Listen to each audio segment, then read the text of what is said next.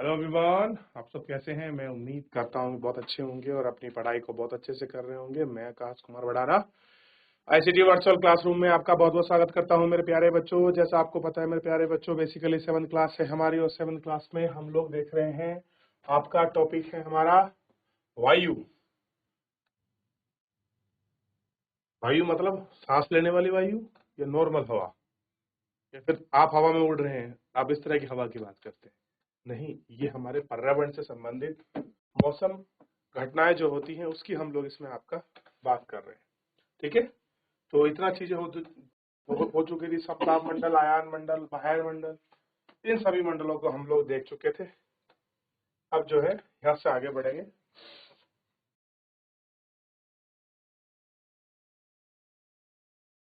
अब हम वायु दाब को थोड़ा सा एक बार रिविजन करें कि वायु दाब के विषय में हम क्या जानें।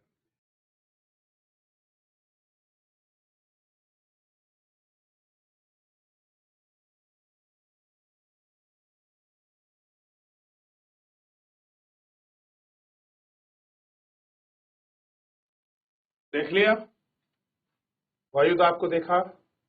उसके बाद आप सबसे पहले ये एक बार ये मैप हमको बनाना, हम इसको पढ़ेंगे अभी दोबारा एक बार। मैं चाहता हूं आप एक बार ग्लोब बनाइए, मैप बनाइए। ये वाला ग्लोब बनाकर इस तरीके से आप इसको लिखिए, फिर मैं आपको हाई प्रेशर लो प्रेशर आपको समझा दूंगा कैसे ये मैप बनता है। इसको थोड़ा सा एक बार देख लें।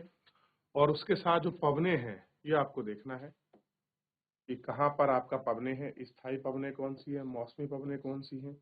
इन सारी पवनों को आपको गौर करके देखना है। चलिए लिखिए और चित्र बनाना शुरू करिए ताकि आपको अच्छे से समझ आ सके।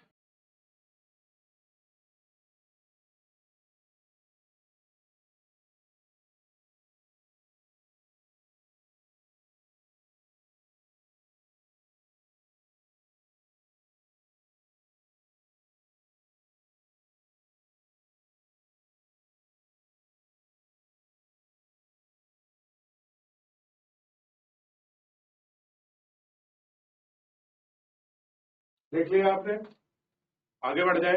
अब देखिए, मैं कल आपको जो बढ़ा था व्यापारिक पश्चिमी एवं पूर्वी पवने जो स्थायी रूप से हैं उनको पढ़ा रहा था। स्थानीय पवनों को मैंने बताया, जो स्थायी पवने वो वर्ष भर रहती है, यानी कि ऐसे पवने जो आपका वर्ष भर एक ही समान निश्चित दिशा या निश्चित पैटर्न के रूप में जो बहती हैं, हम उनको सर्टेन बोलते हैं। कुछ मौसम में आती है, कुछ स्थानीय पवने हैं। अब जैसे आप ये वाला चित्र देखोगे, इक्वेटर वाला, यहाँ एक नियम है। सूर्य की किरणें हमेशा आपका प्रॉपर पड़ती हैं, और प्रॉपर पड़ने की वजह से दिन में यहाँ 1 बजे के बाद आपका 2 बजे के बाद बारिश होती है। क्लियर है। पहले हवा जो है, पहले बहुत गर्मी पड़ती है, पूरा मॉइस्चर को वेपराइज कर देती है, फिर वही आपकी वर्षा होती है। वापस फिर लेटेंट हीट की वजह से सुबह के 4 बजे फिर वर्षा होती है। तो ये वर्ष भर का एक क्रम है। अब देखिए, इसके ऊपर है आपका व्यापारिक पवनें चलती हैं। ये आपका 30 डिग्री से लेकर और 0 यानी कि 5 से नॉर्थ 5 से साउथ, इधर भी 5 से नॉर्थ 5 से साउथ के बीच ये इस दिशा में चलती है। कैसे? उत्तर पूर्व से कहाँ चलती हैं? उत्तर पूर्व से कहाँ चलती हैं? दक्षिण पश्चिम की तरफ चलती हैं। उत्तर पूर्व से दक्षिण पश्चिम की तरफ चलती हैं, नॉर्थ गोलार्ध में।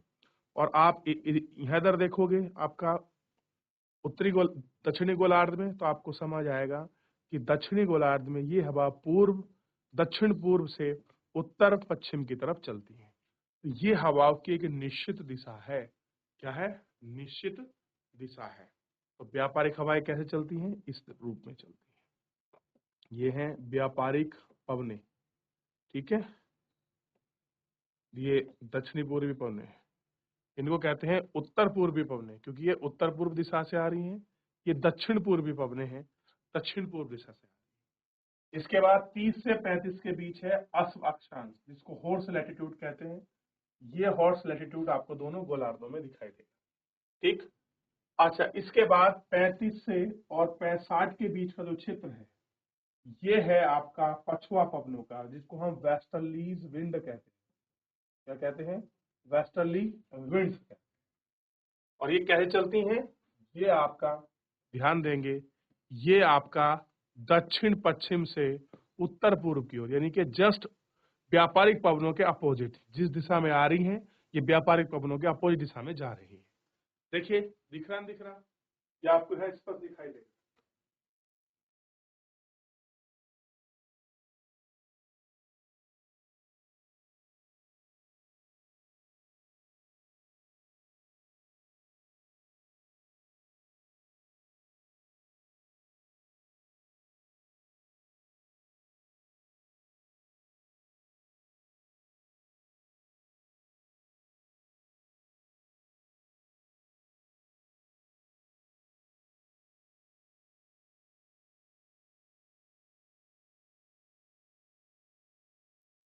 देख लिया? चलिए, चलो एक चीज मैं आपको और समझा देता हूं। देखिए, यहां पर होगा लो प्रेशर, जहां पर टेम्परेचर ज्यादा होता है वहां प्रेशर कम होता है। अब यहाँ हवा ऊपर से नीचे उतर रही है, ठीक? तो यहाँ हाई प्रेशर, तो बेल्ट बनती है, नहीं होगा, हवा नीचे से ऊपर उतर रही है। यहाँ फिर हाई प्रेशर, यहाँ फिर लो प्रेशर, और यानी कि ऊपर की तरफ क्या होगा, यहाँ फिर हाई प्रेशर होगा। तो यहाँ भी हाई प्रेशर, यहाँ लो प्रेशर, और ये लास्ट में हाई प्रेशर। तो ध्यान दीजिए, एक हाई प्रेशर, दो हाई प्रेशर, तीन और चार, तो चार हाई प्रेशर बेल्ट बनती हैं। एक, दो, तीन, और तीन लो प्रेशर बेल्ट बनती है। तो कुल मिलाकर 7 पेटियों का निर्माण होता है, जो आपका दाबीय पेटी होती है। कुछ ये आपका, ये जो है, ये आपका टेम्परेचर बेस है, तापमान आधारित है। ये आपका प्रेशर बेस है, ये मैकेनिज्म है, उसके बेसिस पर है। इनको हम फिर कभी पढ़ेंगे, अभी बड़ी क्लास में पढ़ने की आवश्यकता है, इसमें नहीं। अच्छा, चक्रवात को मैं बाद में पढ़ाऊंगा, उससे पहले आर्द्रता पढ़िए। ह्यूमिडिटी बहुत बार सुना होगा कि आर्द्रता, आर्द्रता क्या होती है। जब जल पृथ्वी एवं विभिन्न जलाशयों से बाष्पीकृत होता है, भैया तो पृथ्वी पर जल कैसे है, तालाब में है, नदी है, हर रूप में है, तो सूर्य का प्रकाश करता है और उसको वो वेपराइज कर कर अपने ऊपर उड़ा देता है, और उसी वेपराइजेशन को बोलते हैं हम जलवाष्प। वायु में किसी भी समय जलवाष्प की मात्रा को आर्द्रता कहा जाता है। तो वायु में उपस्थित जलवाष्प की मात्रा ही क्या है, आपका आर्द्रता है। जब वायु में जलवाष्प की मात्रा अधिक होती है तो उसे हम आर्द्र दिन कहते हैं। जैसे जैसे वायु गर्म होती जाती है, जल वाष्प की धारण क्षमता करने की क्षमता बढ़ती जाती है। इसी प्रकार अधिक आर्द्र हो जाता है। आर्द्र दिन में कपड़े सूखने में काफी समय लगता है। हमारे शरीर से पसीना आसानी से नहीं सूखता। अब हम असहज आपका महसूस करते हैं।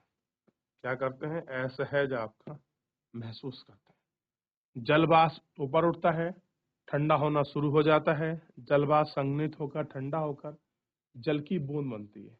यही वाटर वेपराइजेशन ऊपर जाकर किसी डस्ट पार्टिकल के साथ चिपककर बूंद का निर्माण करता है। जब बूंद बड़ी हो जाती है और उसको अपने आप को धारण नहीं करती तो बादल बन के यही आपका जल बूंदों के रूप में एक समूह होता है। जब जल की इतनी भारी मात्रा हो जाती है, वायु पर तैर ना सके, तब ये आपका वर्षण यानी कि रेनफॉल के रूप में नीचे आती है। तो ये है आपका रेनफॉल का पैटर्न। 3 प्रकार की वर्षा होती है। पहले ये पढ़िए, फिर मैं आपको टाइप ऑफ रेनफॉल भी समझाऊंगा। देखिए,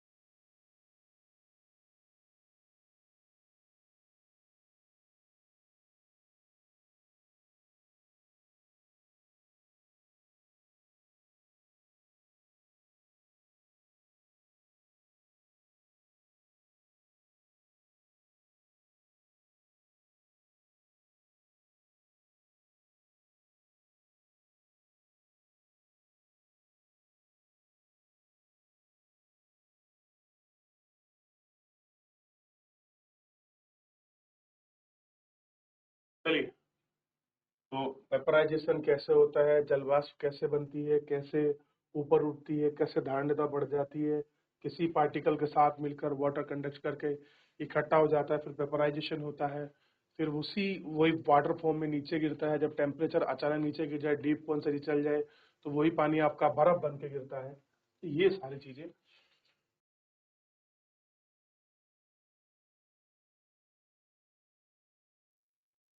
आकाश में उड़ते हुए हवाई जेट के पीछे सफेद पथ चिन्ह छोड़ देते हैं, जिन्हें इंजन से निकलने वाली नमी संघनित हो जाती है। वायु के गतिमान ना होने की स्थिति में संघनित कुछ देर में पथ आपके रूप में दिखाई देता है।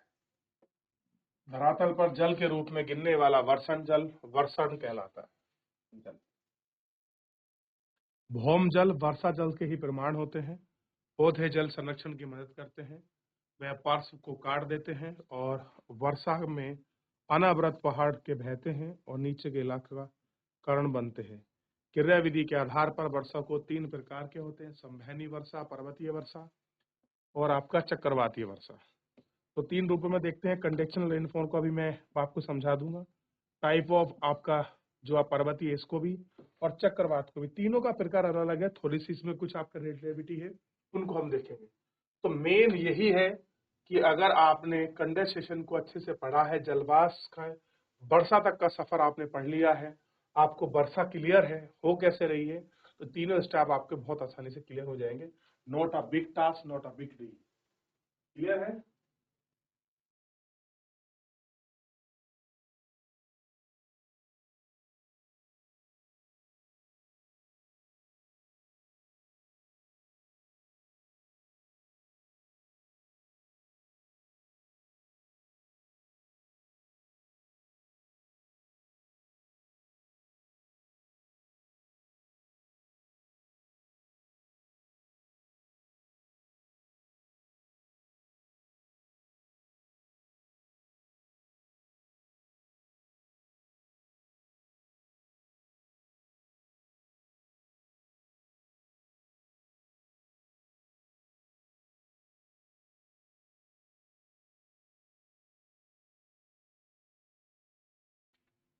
चलिए, और किसी कोई डाउट है, कोई क्वेरी किसी प्रकार की?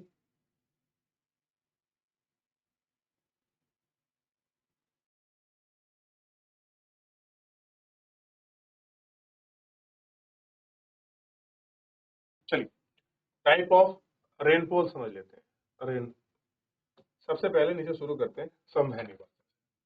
कंडेंसेशन रेनफॉल होती क्या है? देखिए, ये आपका पूरा कहीं पर लैंड है, कहीं पर आपका समुद्र है, सूर्य का टेम्परेचर पड़ा और पानी वेपराइज होकर कहाँ उठ गया? ऊपर। और ऊपर उठकर ये क्या बन गया? बादल। और बादल कैसे बनता है? जब आपका किसी सतह पर, सतह तो लैंड की हो सकती है, वाटर की, तो ही आपका सतह हो सकती है। अब लैंड में आपका पर्वत, पहाड़, पठार, मैदान आ सकते हैं, और ग्राउंड उस पे जो वाटर में आपका पर्वत, आपका झील, तालाब, ये पॉन्ड्स वगैरह मिल सकते हैं।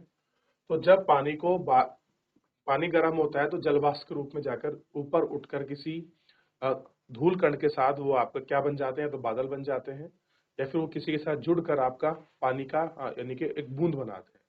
जब वो बार बार बूंद बनती है, तो देखिए बनती कैसे है, मैं इसको बेस्ट एग्जांपल आप समझ सकते हैं।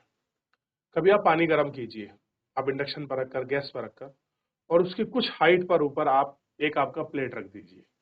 तो आप देखेंगे धीरे धीरे पानी से गैसेस, मतलब पानी उबल रहा होगा और भाप बन के उड़ रहा होगा।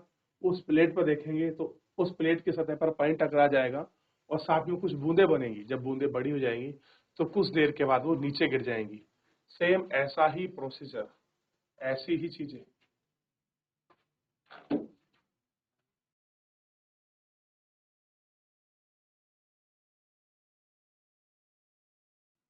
तो ऐसा ही प्लेट के ऊपर होता है, फिर वो ही बूंदें नीचे गिरने लगती है। वो एक छोटा पार्टिकल है, लेकिन ये हमारी अर्थ पर एक बड़े पार्टिकल के रूप में होता है, इसलिए इसको बोलते हैं संवहनी वर्षा। दूसरा क्या होता है? देखिए, ये आपका पर्वत है, ये नीचे लैंड है, सूरज निकलता है, तो यहाँ की वाटर बॉडी क्या होती है? आपकी गर्म होती है, और धीरे धीरे हवा गर्म होकर पर्वतीय ढालों की तरफ ऊपर उठते हुए ठंडी हो जाती है, और ठंडी होकर बादल बनाती है और बादल बनाकर वापस इसको वर्षा कर देती है। यही है आपका पर्वतीय प्रकार की वर्षा। तो कैसा हुआ, टेम्परेचर गर्म हुआ। ये अक्सर घाटियों में चलती है, घाटियों में चलेंगी, या फिर जो आपका निकट, जो आपके पर्वतीय क्षेत्र है, ऐसे हैं निकट जो आपका पर्वतीय क्षेत्र है, वहां पर इस प्रकार का मौसम आपको देखने।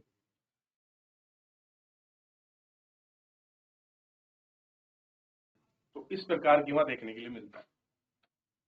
अब आप सबसे पहले इन दोनों को अच्छे से एक बार लिखिए, अपनी भाषा में इनको लिखने का प्रयास कीजिए कि क्या है आपका पर्वतीय प्रकार की वर्षा और आपका समभैरी वर्षा। पहले आप इसको लिखिए, इन दोनों को जो लिख लेंगे फिर मैं आपको इसकी डेफिनेशन परिभाषा के रूप में आपको समझा दूंगा। ठीक,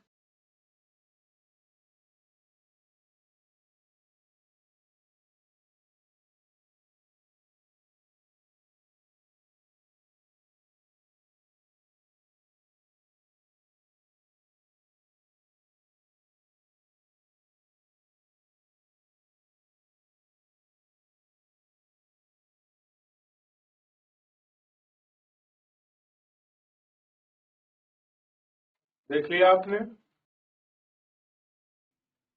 तो ये संवहनीय वर्षा में क्या होता है, जब आपका जल जलवाष्प के रूप में गर्म होकर ऊपर उठता है और एक ऊंचाई पर जाने के बाद जलवाष्प आपका जब आपका संघनन करता है, संघनन करने के बाद ठंडा होकर वो बूंदे बनाता है, और जब बूंदे आपकी बड़ी हो जाती हैं तो वो वर्षा के रूप में वर्षण करती हैं।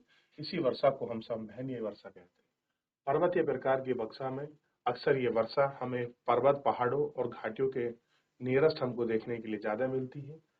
तापमान अधिक होने के कारण घाटी के पास वाला स्थल गर्म हो जाता है, गर्म होकर जलवाष्प के रूप में ऊपर हवा, गर्म होकर हवा ऊपर उठती है, और ये हवा पर्वत ढाल के समीप आपके समानांतर चलती है, और समानांतर चलने की वजह से धीरे धीरे आपकी ठंडी हो जाती है, और ठंडी होने की वजह से ही ये क्या करती है, वर्षा कर देती है। इस प्रकार की वर्षा को हम आपका क्या क्या बोलते हैं, संवहनीय वर्षा, पर्वतीय वर्षा कहते हैं। तो यहाँ तक ये वर्षा करेगी और ये छाया वृष्टि प्रदेश हो जाएगा।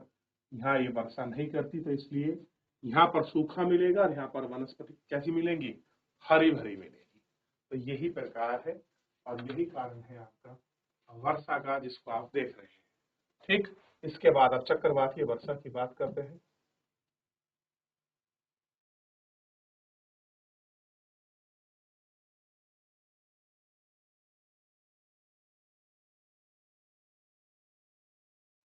देख लिया।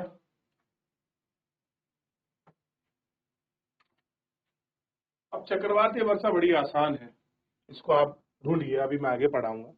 दो को करिए। चक्रवाती वर्षा में कुछ होता नहीं है, आपका जब बहुत तेज स्पीड से आपका चक्रवात आते हैं तो अपने साथ वो बहुत सारी आर्द्र हवाओं को अपने साथ लेकर आते हैं। ठीक, अगर वो ठंडी होती हैं तो ठंडी होकर वो बादल जैसे निर्माण करती हैं, बहुत सारी हवा घटा के रूप में वो चलती हैं। ठंडी होती हैं तो नीचे की तरफ आती है, गर्म होती है तो ऊपर की तरफ उठ जाती हैं। इसी वजह से वो आपका रेनफॉल होता है। ठीक, और पौधे तथा जीव जंतु जीवित रहने के लिए वर्षा कैसी है, अत्यधिक महत्वपूर्ण है। इसलिए धरातल को ताजा जल प्रदान करने के लिए यदि वर्षा कम हो तो जल की मात्रा कमी आती है, सूख जाता है, और विपरीत अगर वर्षा अधिक हो तो बाढ़ आती है। ऐसा होता है, बाढ़ आ जाती है। ठीक, ये देखिए, वर्षा का जल और हिम जल में क्या अंतर है, ये बेसिकली आपको दिखाई देगा। ठीक है,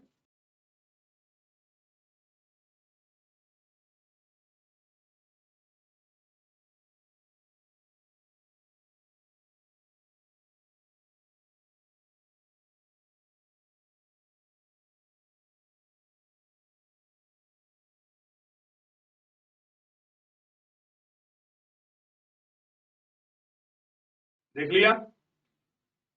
किसी को और कुछ पूछना है? अच्छा, चक्रवात को थोड़ा सा देखते हैं।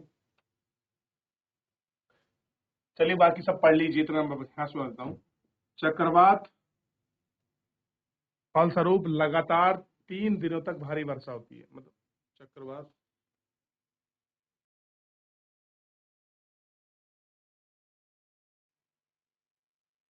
चक्रवात क्यों है ये नहीं बताया, लेकिन पूरा डिटेल दे रखी, चलो देख लीजिए।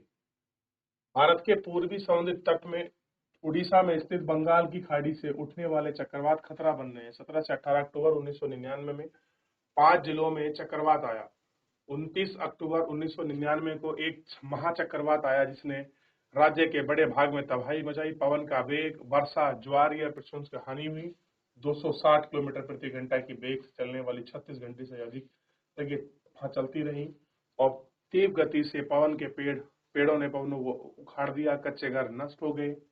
अनेक औद्योगिक भवन तथा घरों की छतें उखड़ गई। विद्युत आपूर्ति, टेलीफोन लाइन पूरी तरह से कट गए। चक्रवात के फलस्वरूप 3 दिन तक भारी वर्षा हुई। वर्षा के कारण उड़ीसा की नदियों में बाढ़ आ गई।